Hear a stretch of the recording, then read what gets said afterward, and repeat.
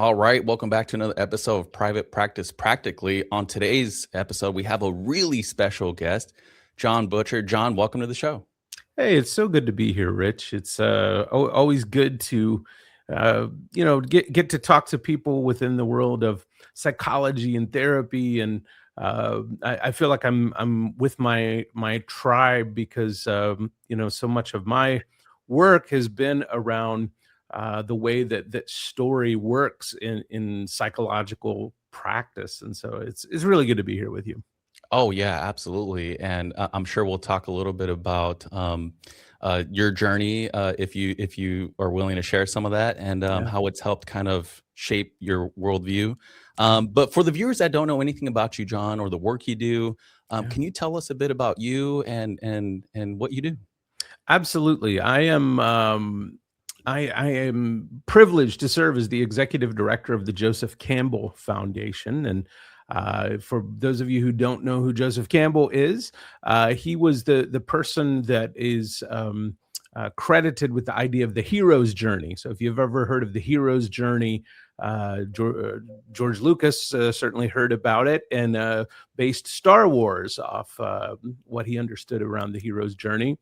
But aside from my work at the Joseph Campbell Foundation, I'm also a professional mythologist. I have a PhD in mythology and depth psychology, and I work with individuals and entities and organizations and even government organizations around telling a better story in people's personal lives, in the organizations that they're associated with, and even in culture.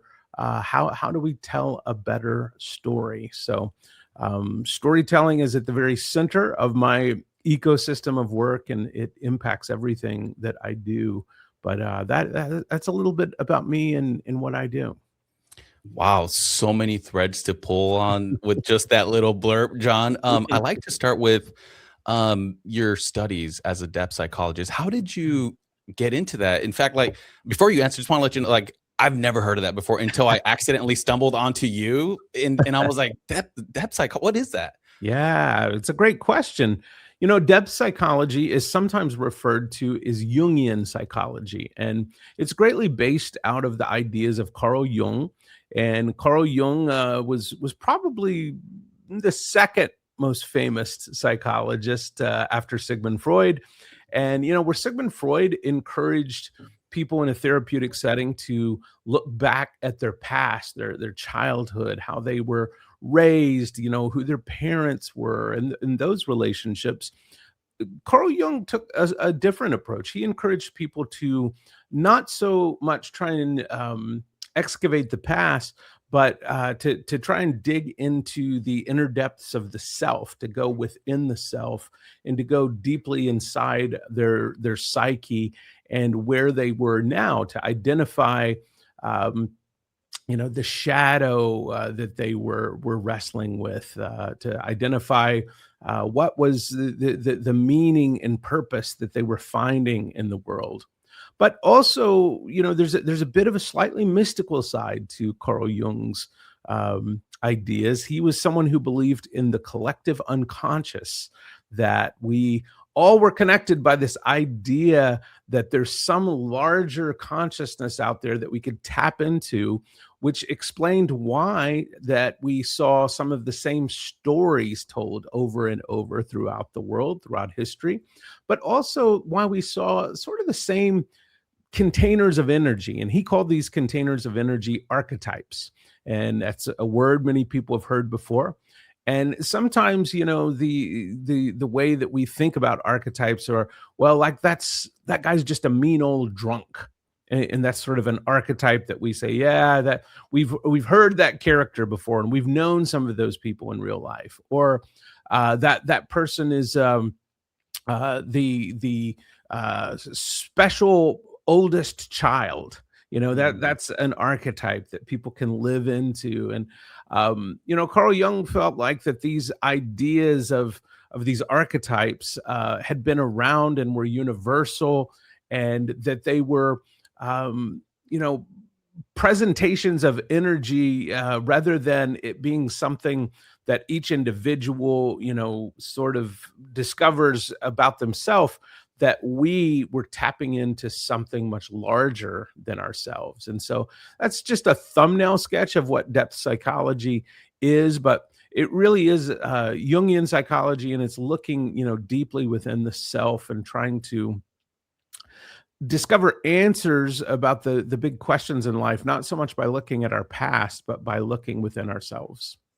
Wow, yeah, that's very interesting, John, because when something you said stood out to me was this word mystical. Yeah. And when I think of, anything Jung, I think of in many ways like the dark side of the force, not in a bad way, Right, not right, like, "Oh, it's dark, you're like, bad." right. No, it's just like that other side Yeah, that we yeah, haven't really been exposed to in many yeah, ways, and maybe we can talk a little bit more about that, yeah, here in a few minutes. But, John, how did you get into depth psychology? yeah. Well, it started with my deep interest in storytelling, and I worked in film and television here in Los Angeles for a number of years, 10 or 15 years, and in my studies of storytelling, it always seemed to circle back to human psychology. So much of storytelling is about human psychology, but I became dissatisfied with the depths I was finding around storytelling, in much of Hollywood. So I decided I really want to go deep on this, which brought me to the work of Joseph Campbell, who was, again, this mythologist that had ideas about universals when it came to storytelling. And I found out that there was a program not far away from where I lived that focused on mythology and depth psychology. And when I discovered that, it seemed to tie together so many of the threads that I had already been interested in. And, those threads in many ways were storytelling, human psychology, meaning, purpose, even mythology, was something of great interest to me. Uh, what were the stories people had used to make sense of the world around them? And so the intersection, of depth psychology and myth in particular, they brought together so many of the things I was curious about. So I put my career greatly on hold, and I spent, a number of years getting this PhD in myth and depth psychology, and that is what really introduced me to all of these great thinkers in depth psychology, and those even who were practitioners that had been using this type of work in their therapeutic practice. Wow, yeah, and that's interesting because I don't think I've ran into any therapist that has a depth psychology background who is actively practicing in private practice. Why do you think that is, John? Is there just like a small number of y'all that kind of do other things besides private Yeah. practice, or Yeah, I mean, there's certainly, um, pockets all over the world, that are, a part of that practice.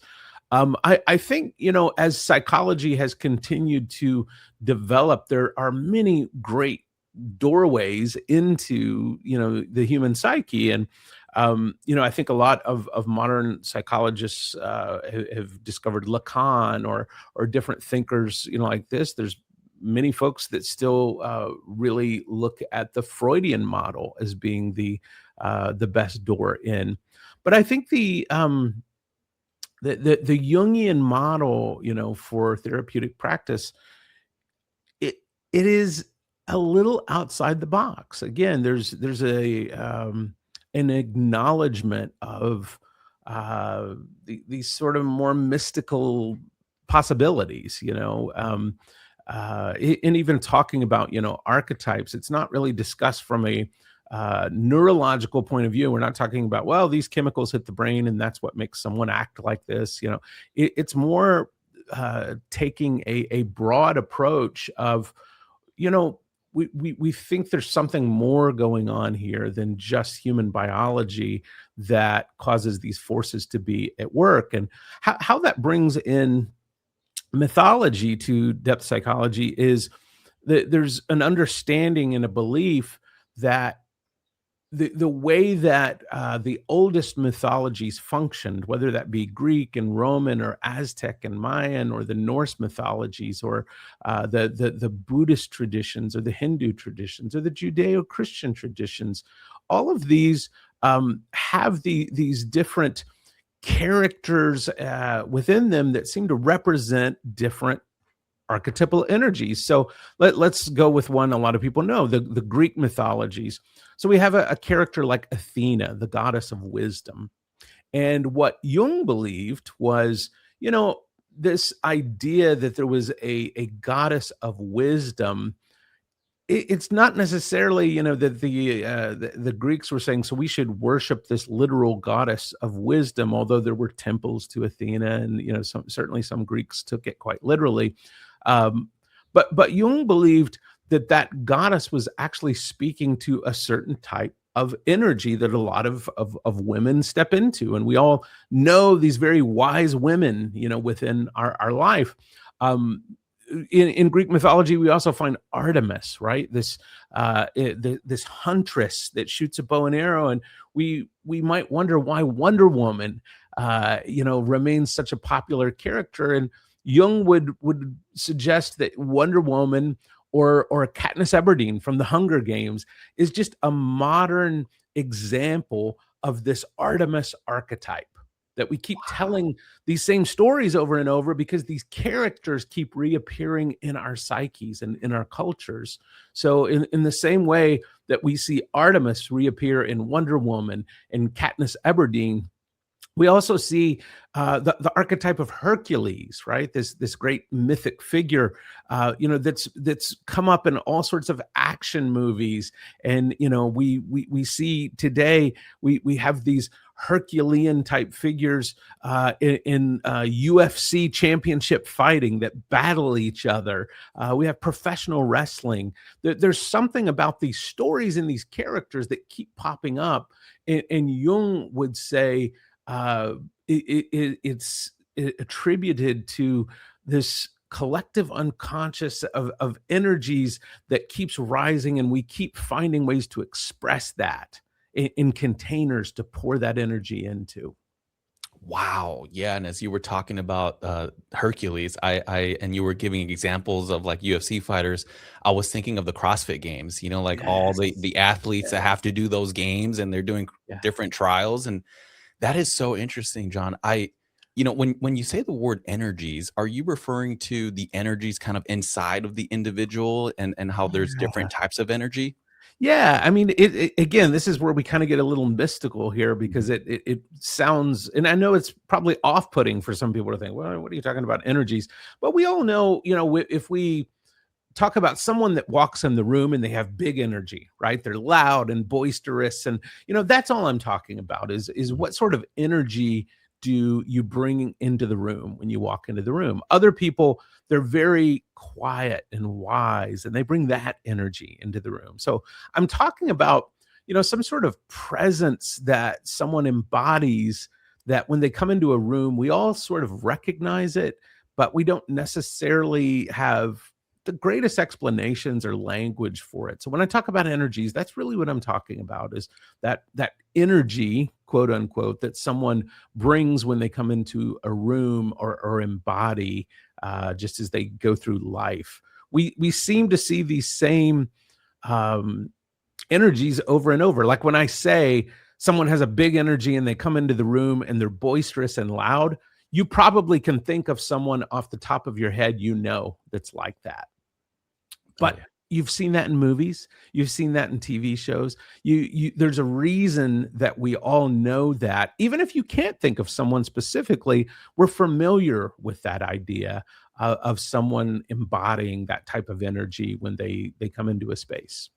Yeah, and it sounds like, as you were talking about Artemis and Katniss Evergreen, like some of these characters, some of these archetypes are pretty timeless. Oh, Is yeah. that? Yeah, Yeah. absolutely. It's really true, and, there's, it's interesting because the Babylonians had this, archetypal character that they, called Inanna, and she was this, this goddess that, goes and takes this underworld journey, and she has all of these, experiences in the underworld. Well, a number of years, many years later, the Greeks tell a story of a goddess named Persephone, and she takes an underworld journey and has many of these same, type experiences.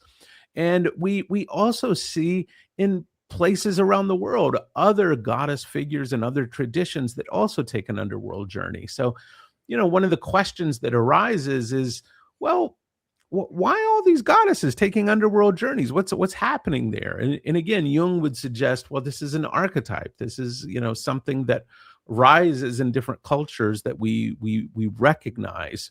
Now, many of these stories and myths were used to explain things that people didn't understand. So the Greeks, for example, told this story of Persephone that I just mentioned. Persephone's mother was a goddess named Demeter, and Demeter was the goddess of the harvest. Now, when Persephone would go to the underworld every year for a few months, Demeter would miss her and cause all the crops to stop growing, and would cause it to get very cold and for ice to come.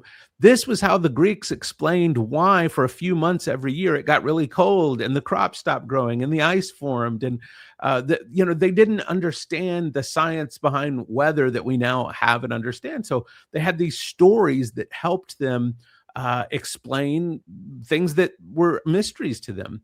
And I would suggest, Rich, we still do the same thing today. We create stories around what we don't understand. We do it on a personal level, and we do it on a societal level. So I live in Los Angeles. When I'm driving in traffic, a lot of times someone will cut me off in traffic. I instantly create a story around that person. I will say, oh, I bet they are a terrible person. They're probably mean to their kids. I bet they kick their dog when they get home. I create all these stories in my head about that person. I never for a second consider maybe they're on their way to pick up their child from school who's really sick, and they have a reason for what they're doing. But I create these stories, and in many ways, stories are the operating system of the human brain. We tend to create stories around the mysteries we still don't understand. And I would suggest there's a lot we still don't understand. And we create stories to try and explain those things. That's so interesting, John, about stories and narrative being the I think you said standard operating uh, Yeah. program, right? Yeah. In the human mind, and it's wild because it's so true. Like it seems like, just from personal experience, like they say, oh, humans have short attention spans, or this social media, that this whatever, and I'm like, but we can sit there and watch a 3-hour movie, no problem. I read a great book, no problem. And it's so interesting because I'm like, do we really have short attention spans, or is it just that particular thing that we're engaged with is not really touching on that operating system that you talked about? That's it. That's Yeah, it. So yeah, it's really amazing when we see these universal archetypes, as Jung called them, show up in stories. And I would suggest that these archetypes don't just show up in the characters within stories in our lives. They also show up in the stories themselves and the motifs we see inside of stories. So, for example, one of the most common types of story that human beings have ever told is the story of just trying to get back home. We start with the Odyssey, one of the oldest mythological stories. It's the story of Odysseus just trying to get back home. There's a movie coming out about the Odyssey this summer. We're going to see Matt Damon playing Odysseus. He's just trying to get back home, the whole movie. Well, when I was a kid growing up, I used to love to watch The Wizard of Oz. This is a story about a girl who gets transported to this magical world of Oz. She spends the entire film just trying to get back home. I loved, when I was a kid, the movie E.T. It's a story about just trying to get an alien back home. These stories of trying to get back home, why do they keep appearing over and over again? I would suggest it's a universal human experience, right? We all know what it's like to just try and get back home. Every day when I go out to work, I try and get back home. It's a craving, it's a desire, to get back home, but it's also part of the necessity of life. I would also suggest, though, that it speaks to a universal human experience inside ourselves, that we all have this deep desire to return to the home within ourselves, a place of comfort where we're truly known. And that, I think, is what those stories are speaking to, is this subconscious desire to return home within ourselves. John, I'm not even lying to you. When you said that, I literally got the goosebumps. Just Ah, when you were talking about this desire to come back home yeah, to this internal home where we just feel in many ways like not to use like therapeutic language here, but yeah, where we're seen and heard, right, and yes, just understood and cared like that.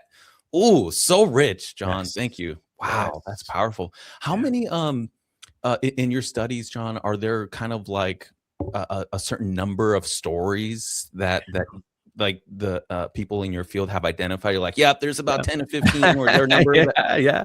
You know, Jung said that there were likely as many archetypes as there were people in the world. So, you know, there's certainly been attempts to try and catalog these different types of stories, and you know, I think to varying degrees of success, because there are so many different types of stories we can recognize. Another very common story that we see in storytelling, just to give you another example, is what we call the reconciliation with the father story. And this is where an individual has to reconcile with the authority in their lives. Now, many times it's a literal father. Ever see Indiana Jones and the Last Crusade, where Harrison Ford and Sean Connery? This whole movie is about Harrison Ford going after this holy grail, right? But that's just what he wants. What he needs is a reconciliation with his father. And at the end, he has to choose between saving the Holy Grail and saving his father. And he chooses to save his father. Spoiler alert, but you've had like 40 years to see the movie. So, but he chooses to save his father because that reconciliation with his father is what he needs. Mhm. Another classic, of cinema, Star Wars, it greatly becomes about Luke Skywalker having to reconcile the fact that Darth Vader is his father. And what happens in the Return of the Jedi? Well, Luke reconciles with his father. Now, this story again appears over and over and over and over throughout the world. Why is that? Because even if we have a wonderful relationship with our own father, maybe a lot of people don't, and in that reconciliation takes a literal form. But even if it's not literal, we have to reconcile with the larger sense of authority in our lives. We can't just rebel our entire lives. We have to come to a place that we say, I'm going to submit myself to larger authorities within my own life. For some of us, that is getting married and having children, and then submitting to the authority that we have chosen to step into, which is having a family with obligations and a partner that we're obligated to. And that reconciliation with that authority in our lives, I'm sure as a therapist, something a lot of people struggle with. They say, well, I don't want to take care of my kids and be married to my partner anymore. I want to go out and do my own thing, right? And that causes a lot of strife and a lot of pain for a lot of people, and they have to work through that in a therapeutic setting. But reconciling with that sense of authority in our lives, that we all must submit to different types of authority in our lives, that is part of the human condition. That's something human beings have been having to do forever. And when we see stories about someone doing that, subconsciously, we say, if they can find that reconciliation with their father, maybe I can reconcile with the authority in my own life. Wow, that is so interesting. And yeah, I mean, even in my own experience, I've had cases like that where a young couple and like there's like this tug of war, right? One wants to kind of focus on the family, and the other's like struggling to keep their independence and their freedom, and that is so fascinating. And Yeah. one thing stood out to me, John, is you said when we see kind of like a model of Yeah. somebody submitting, That's exactly what we try to do in the therapy office, right? Is model that and then also provide opportunities for those models to present themselves, Yeah. and it's interesting because I never considered that storytelling or movies could be a really good conduit Yeah. to do that. Yeah, Yeah. that's fascinating.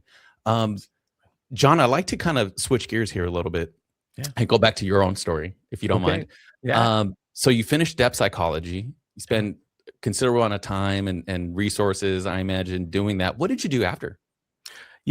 I didn't know what to do afterwards because I did not go pursue this PhD in depth psychology and mythology because I said, oh, my LinkedIn profile will look so good after I'm done with this. I didn't know what a job path would look like there. And I'll tell you, Rich, there was some time that I had to really figure it out because I didn't have a path laid out. I didn't know what a career. I didn't go to school because I wanted that degree. I went to school to learn about all of this because I couldn't handle living in a world that I didn't know all this. I craved it so much. And this is where, the wisdom of Joseph Campbell really was helpful to me because Joseph Campbell once said, if the path that you're on looks like someone else's path, you're probably on the wrong path because all of us have our own path that we have to walk.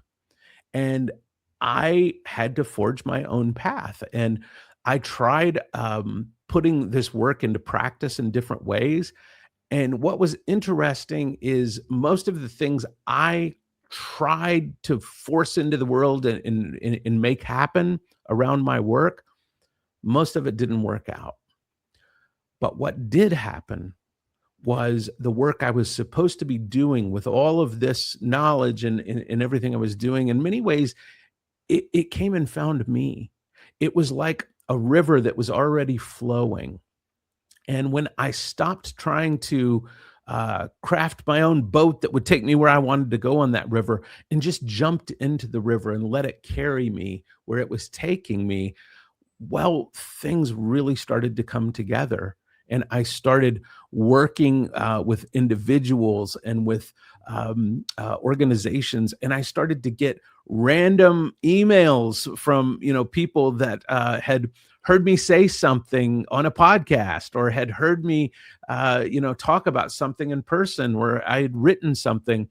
I tried my best just to get my ideas out there through whatever means I could and trust that the ideas would make room for me. And I'm thrilled to say that they have. It took time. It was a journey, um, but we all have to rely on our own giftings, what has been planted within us.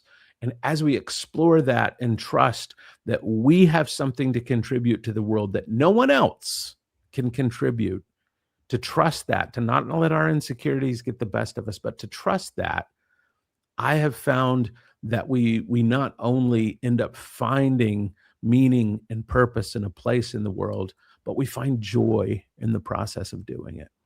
Wow, that's incredible, John. That's really cool, and um, that resonates with me in many ways. Just like surrendering and just jumping into that boat and just Yeah. letting the river take you. John, do you remember like the first paid gig that you got after you Mm, got your depth psychology I degree do. done? That you're like, yes, here we go. I do. I remember I was terrified because I didn't know what to charge. Didn't know what to charge. And, I'm sure, with therapists, there's a lot of therapists that probably run into this as well. There's some ways to know to go about that, because at least you can ask another therapist what they charge, right? And start to build some ideas. But I didn't know any other mythologists that were, charging for their work. So I had no idea what to charge. And, I was terrified someone would say, "Are you kidding me? I'm not gonna pay that. That's ridiculous." And what that was my own insecurities Mm. coming to the surface and saying, "You can't trust this work you've been called into. You can't trust that." But as I began to trust it, I also recognized the value of it, and I felt a sense of humility, but a sense of security around saying, no, this is valuable work. It's valuable work. And the very first person that I worked with was a YouTuber out of the United Kingdom who had heard me on a podcast and contacted me and said, I want help with the work that I'm doing. And I don't even know exactly what the work would look like or what we would do, but I want to work with you somehow. So I had to figure that out. Well, it went really well. And that YouTuber told another YouTuber. And I've done a lot of work with YouTube influencers over the past several years. And, that work led to being on more podcasts. And I ended up meeting a lot of people here in Hollywood who had heard me on different things. And, today I'm really honored that I get to work with a wide variety of people. I get to work with, some Hollywood A-list actors that are trying to figure out their own journey and how myth and story plays into this because it's their world. I get to work with people of influence in many different spheres of culture.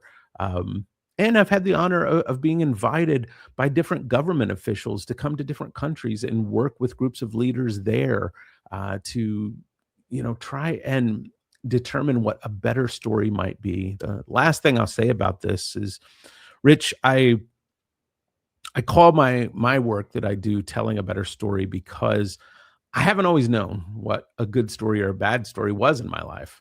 Sometimes I thought the very thing I wanted would be the best story for me, and it turned out to be a disaster. Other times I got something that came through in life that I thought was going to be awful, and it was the best thing that ever happened to me. Mm. I don't always know what a good story or a bad story is, and I think we live in a world right now that has very different ideas about what a good story or a bad story is. There's a lot of disagreement about what a good story or a bad story is. And maybe we can't agree on what a good story or a bad story is, but maybe we could all agree that there's a better story out there for ourselves, for our country, for the culture and the world that we live in. And if there is, I want to be a part of helping people find that better story.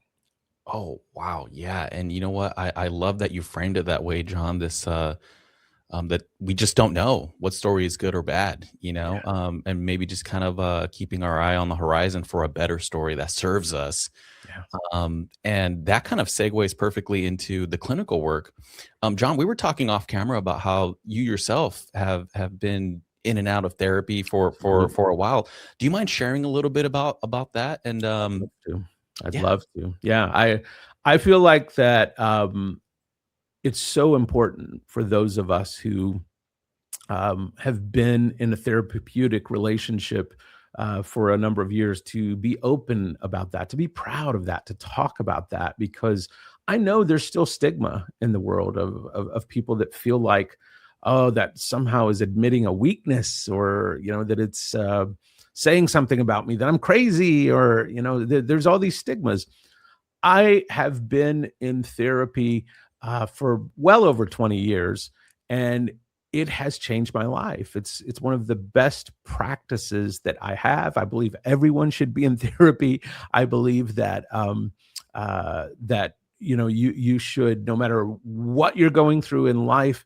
Therapy is not just for people going through difficult things. Actually, some of the best therapy I've ever had has been in seasons when things were going great.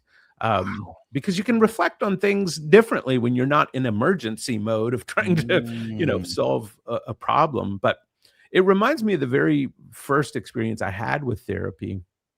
And I learned a lot from that experience because I was going in cold, and I was going through a bit of a crisis, in my own life. And I found this urge within me to try and impress my therapist. And I really admired this guy, and I really wanted to impress my therapist. And so I wouldn't always be honest about my struggles and my story and everything that I was going through. Sometimes I would hide things from my therapist. Sometimes I would embellish things, and after a year or so of this, I had to be honest with myself and say, I've really painted myself into a corner now where I'm not really getting what I need out of this because I've not been honest in therapy. And around that time, I moved to a different city, and I got a chance to start with a new therapist. And I really made a commitment to myself that I was going to be honest with this therapist no matter what. And that's when therapy really started working for me, and it really got good. And that particular therapist worked with me for probably 10 years. And we got to a point actually where one day that therapist came to me and said, John, I think you're ready to graduate. I think my work with you has accomplished everything it can accomplish. And I think I've got some other folks that I'm going to recommend you talk to. And I think it's time for you to find someone who can work with you in the person that you've become now. You're a completely different person than when we started out. And the focus of that person's work was helping me through that. And at first, Rich, I was kind of offended. I was like, are they kicking me out? Are they, what is this? You don't want to work with me anymore? What is this? But what was great is that therapist said, no, we're going to work together another 3 months, and we're going to set an end date, and we're going to bring this relationship to a close on this end date. And Rich, it was amazing. And at the very end of that, time, that therapist had kind of a closing ritual for our time, and I got to take a candle from their office to take home, as a remembrance of that time together. But it really was the best thing that could happen for my own therapeutic work, was then to go into working with someone else who was really able to meet me in the person I had become then. And so I can't stress enough how important I feel that therapy is for everyone, and to be consistent with it, to go even when you don't feel like it, even when you think things are going well, finding um, a therapeutic relationship that you can work within can be one of the most enriching experiences, but also one of the most important experiences for the maintenance of your own mental health. Wow, John. Yeah, that's really interesting. And one thing, just the honesty component of that is huge, right? Like I think a lot of um, uh, clients who are in looking for a therapist, they're going in there and they're like, oh, Gottman, IFS, so what's the modality of choice, right? Right. And those are all great things to look for, because it may help in whatever particular situation that they're in. But I think that is probably one of the most important things. Like, can you be honest with that Yeah. person? And it may take a few sessions to kind of figure that out. Yep. When did you kind of realize, oh, you said it was about a year in, right, John, that you're like, Yeah, yeah. I realized that it started so small too, because I just sort of embellished a story, because I didn't want to be fully honest about. I felt like a loser to tell the complete truth in the story I was telling, and I embellished a bit. And that one little embellishment led to lots more embellishments, where mm, eventually it snowballed into I wasn't really being at all honest yeah, about who I was and what I was trying to do there in therapy. It became performative. And if you are in a therapeutic setting that you feel has become performative, it's a red flag. it's not it's not going to take you where you're trying to go. A therapist can only help you as much as you're willing to be vulnerable and honest, and that does take time.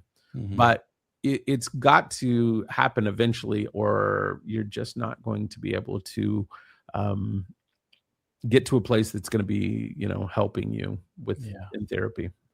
John, do you think that's a skill that's developed, or is that something that kinda comes with age, or just, Yeah. like, how does Yeah. that realization kinda come about, you think?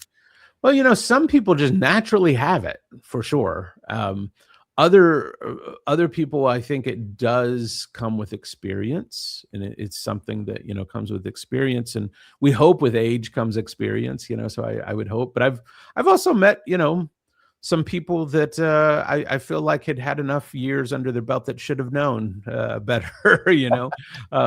That age doesn't always equal experience, but we hope it does, and so I think that we have to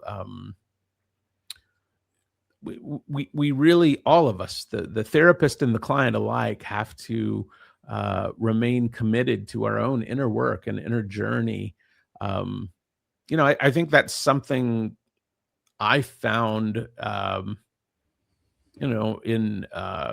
had one or two therapists that it wasn't a good fit. We didn't resonate, and um, I've found, not to critique these, it's been very rare, but the one particular therapist I'm thinking of, I remember the thought, hit me.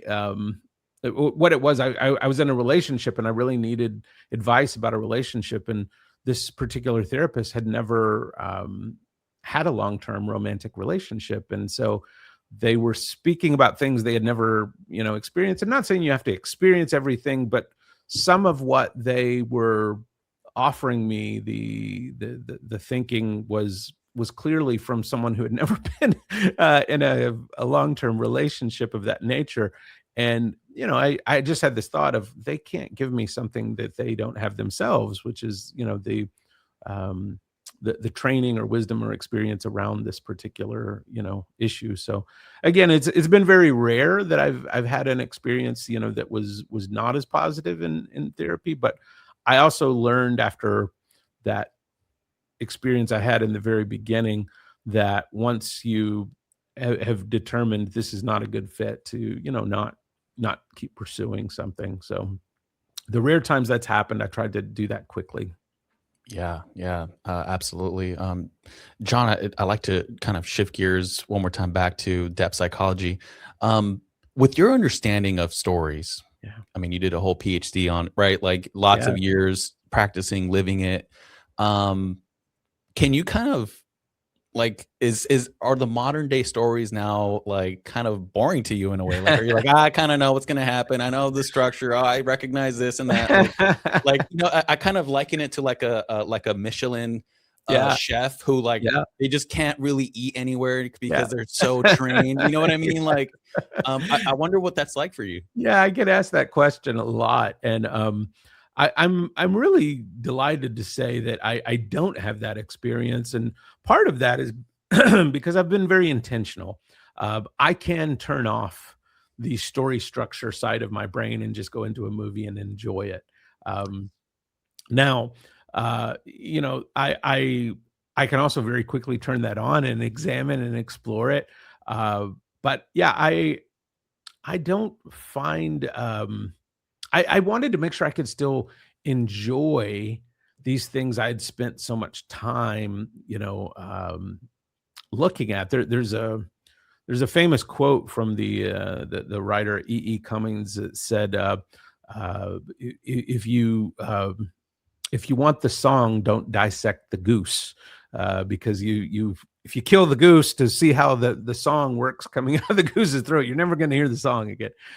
So I've somehow been able to manage to learn how to dissect geese and enjoy the songs of geese. But that was very intentional on my part, and I've always, in my mythic work, been very fascinated by these Hindu gods and goddesses that have multiple arms. Have you seen pictures and statues of this before?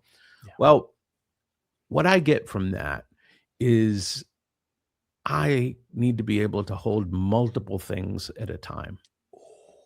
John, And that has served me well that is because so good. yeah, sometimes we we can hold two really opposing truths at the same time. And maybe, for a parent, it is, I love my children with all my heart with this hand. And with this hand, it's I want to wring their neck.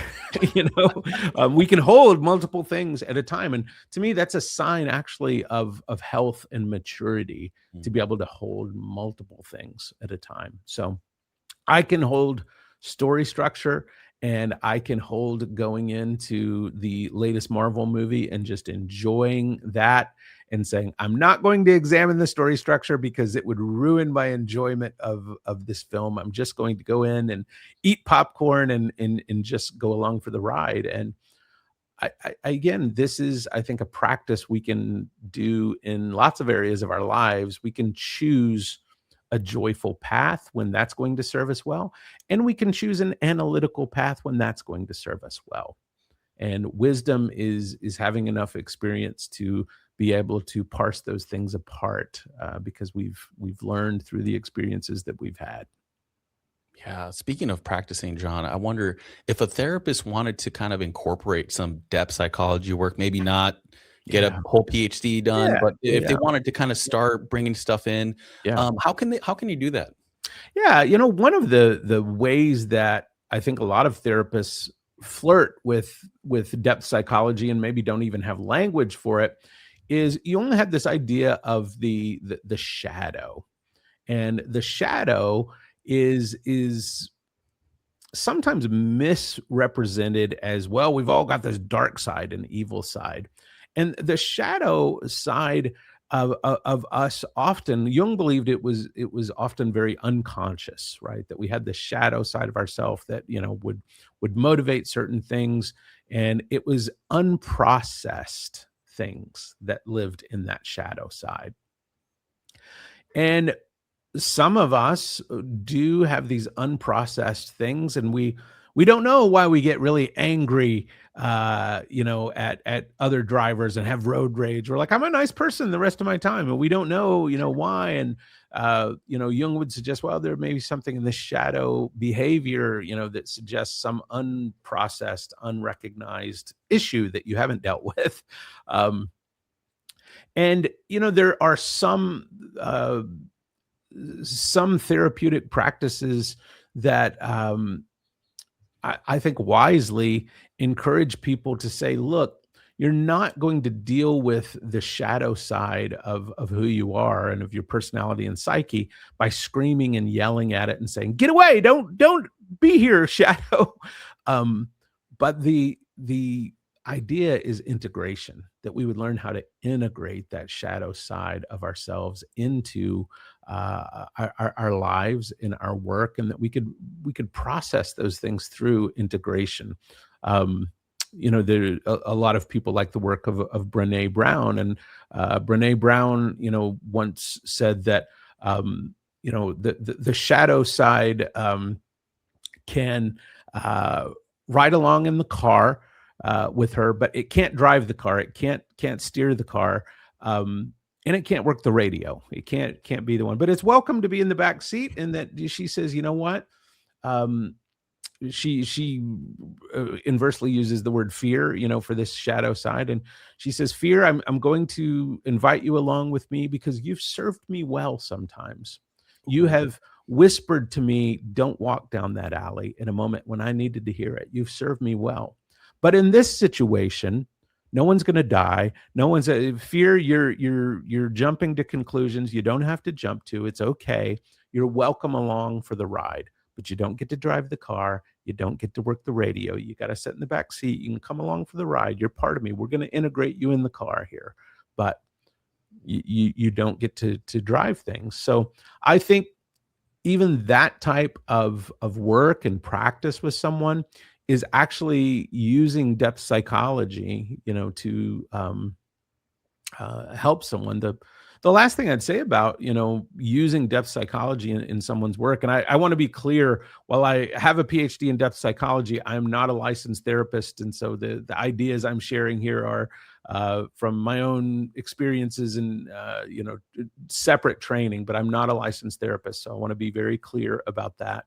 Um, And I think that in my own life, and I can really only speak to the experiences I've had in the way depth psychology has worked with me.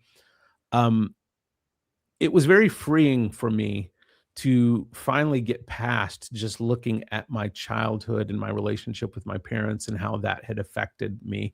I that was helpful for a season of my life.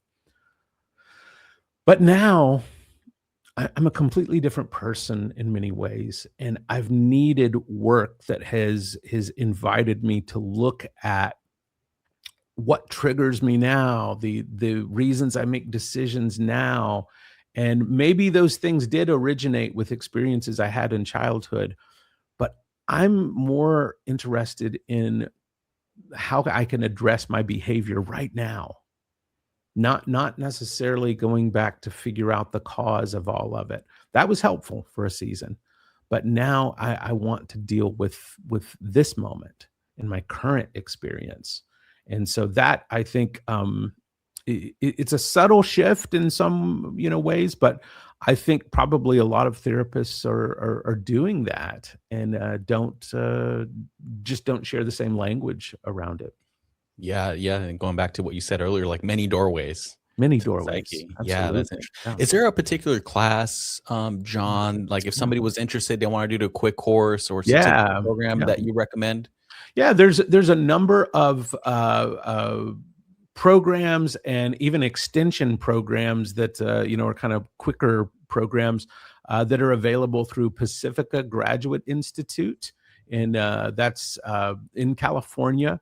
That's a program that's very much based around Jungian psychology, and they have full, degree programs, but they also have an extension program, where people can get CE credits and they can get all sorts of short-term training on many of these ideas. So I think that's the best place that people can go to explore these things. There's another institute in Northern California called the California Institute of Integrative Studies, and that is another really great. That's another really great program, that people find helpful. So it's definitely there. There are resources out there that people can find to help bring in aspects of this lens to their thinking. And for many therapists, this is just one of many lenses that they might employ. It's not. I think there's value in all these different doorways. I still think there's a lot of value in Freudian psychology. I think there's a lot of value, with Lacan and different, different thinkers. So I'm someone that likes the Swiss Army knife approach. I like having all these different, sometimes I need the spoon and sometimes I need the screwdriver and sometimes I need the knife, and having all these different tools I think can be really helpful in therapeutic work. Yeah, yeah, absolutely, John. And I think just hearing you speak about your work, it seems really worthwhile to explore some of this, just to add another tool to the toolbox, so to speak. Yeah. John, what's on the horizon for you? Do you have any Mm. books that people can kind of check out? Any Yeah. classes on the horizon? What does that Yeah, look like for you? absolutely. Well, I have a book that came out a couple of years ago called The Storytelling Almanac that I still highly recommend to people. And the Storytelling Almanac is for people maybe that are trying to understand a bit about storytelling without trying to go get a PhD in storytelling. I've tried to make it a very accessible book, and it can be used in a multitude of ways. In some ways, some people use it almost like a daily storytelling devotional, where there's all these little short sections that you can read and learn a little something about storytelling, and then there's an opportunity to put it into practice if you want to do a little exercise. But some people are trying to craft a much larger story, and they will start at the beginning of the book and do one little chapter each week and try and put that into practice. So it's a storytelling almanac because it's meant to be used in a variety of different ways as you navigate storytelling either 1 week every year. There's 52 different chapters.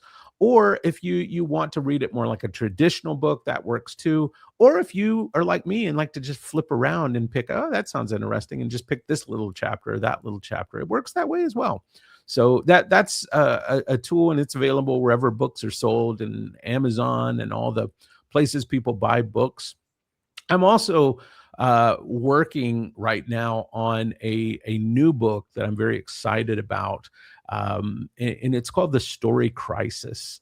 And that is a book exploring some of the ideas you've heard me talk about in this podcast, but it really gets down into what I believe is one of the greatest crises in our world today, and that is the fact that we have lost the thread in our own stories, and we have part of this has happened because we've lost our collective stories.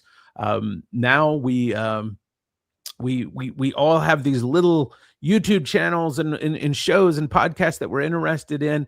But years and years ago, it used to be that people all consumed the same stories, so we had a shared language.